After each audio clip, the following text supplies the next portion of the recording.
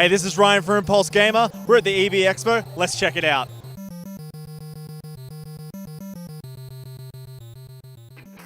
I'll try to cover most of the FPS games in this hands-on review. First up, Call of Duty Black Ops 2. Call of Duty Black Ops 2 is easily the most anticipated game of the Expo, and you can tell that by just looking at the line, sometimes reaching over 3 hours long. Once you get past the queue though, you are greeted with the multiplayer. Gameplay hasn't changed all that much. You still get your fast-paced military shooter, however, it's now set in 2025. And what does that mean for the game? Well, a ton of new weapons, never seen before in the COD franchise, and redesigns at the multiplayer levels. The game is unreal. I loved playing through the hills of Yemen in Turbine. This map proved to be challenging and unique. You'll find the map filled with areas of close quarter shooting. However, the hills give away positions, leaving this to be the perfect map for snipers. I for one cannot wait to get my hands on this game. Playing it at the Expo has left me hungry for more. Black Ops 2 is released here in Australia on November 13th.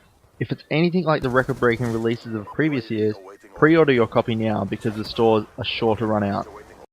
We headed next to Halo. Halo 4 sees a new developer taking over from Bungie, and that's the Halo Reach's creator, 343 Industries. They have done an amazing job on this game. It has never looked better.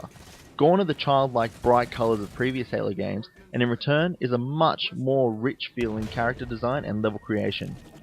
Once again we got a chance to play the multiplayer. Halo has always been one of the leading multiplayer games, so it must have been a lot of pressure on 343 to get this right, and I can for one say they did. Controls and gameplay remain the same as previous Halo games, except here we see new levels and a heck of a new guns.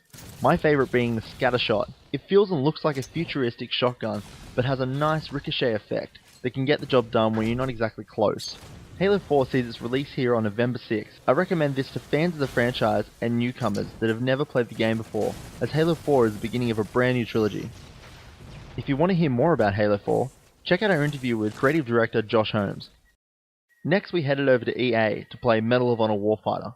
Medal of Honor Warfighter was most likely my least liked game of the Expo. We waited in a queue for around 45 minutes to play the multiplayer. Warfighter had their own version of Capture the Flag available for all to play, and bummed is the only way I can explain it.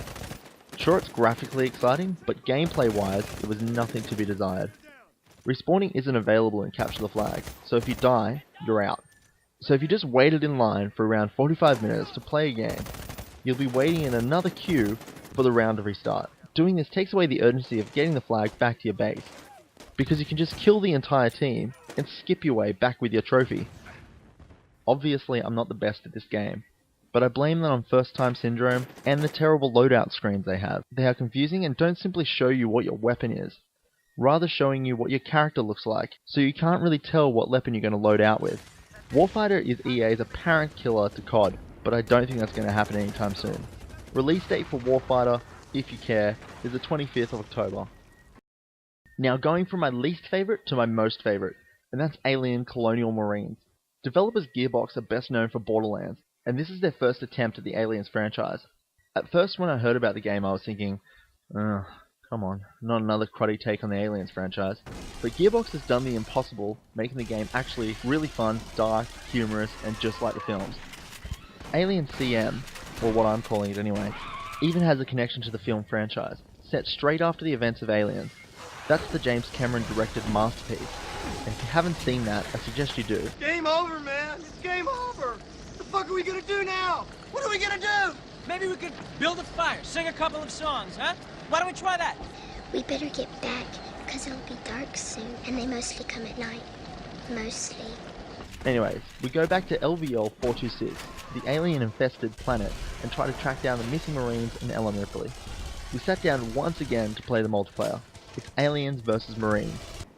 And at the Expo, the Aliens weren't available, as they had given them to professional players to make the game way more exciting. The Marines gameplay is highly based on how well you work in a team. Running around by yourself will just leave you to become a light snack for the Xenomorphs. The gameplay is dark and fast, sometimes only seeing shadows of aliens before you lose your head, but using a radar can help you. You are not just up against regular aliens here either. We took on tank versions too.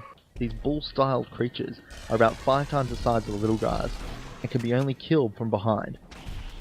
And just like bulls, they will charge you down. You have all the weapons you would expect from the game, including the pulse rifle, made famous from the movies, but we have been assured that on its full release, it will feature way more enemies and way more guns. Aliens Colonial Marines is due out February 12th,